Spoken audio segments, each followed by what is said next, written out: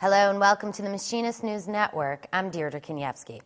As our Fresh Faces on the Hill series continue, it's now time to turn our attention to Congresswoman Betty Sutton of Ohio's 13th District. She's a good example of what can come from a middle-class upbringing. You know, I come from a working-class family. My father worked in the Boilermaker factory his whole life. My mom worked in the city library, youngest of 6 kids. It's amazing that I'm in Congress. Overwhelming in a positive way is how she describes her time in Congress. Although it's only been a few months, I've been lost in terms of direction in the buildings, but hopefully stayed focused on direction and policy making. With so much already accomplished by the new majority, she says it feels like she's been walking these halls for close to a year.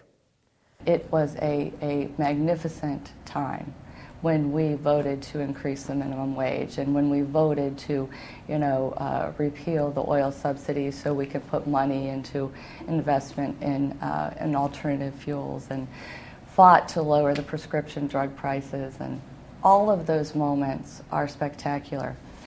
But an opening statement she gave in the Rules Committee about a man from Ohio who lost his son in Iraq put it all in perspective for Sutton.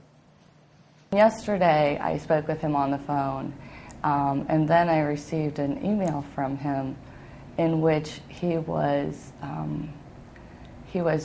touched by the fact that his voice had carried. And I think that was sort of a stop in your tracks moment and realize what a difference and what really is at stake here, and the fact that I have the chance to impact it, and the fact that I have the responsibility to impact it. And when her time on the Hill is done, she wants to be remembered for what she tried to do.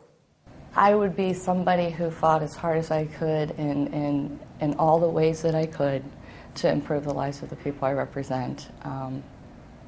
That's about as big a box as you can put around me. Congresswoman Betty Sutton says her past legislative experience has made the transition to Washington a bit easier. She plans to get involved in all she can as a freshman, especially when it comes to trade issues. For more Machinist News, you can log on to goiam.org. See you next time.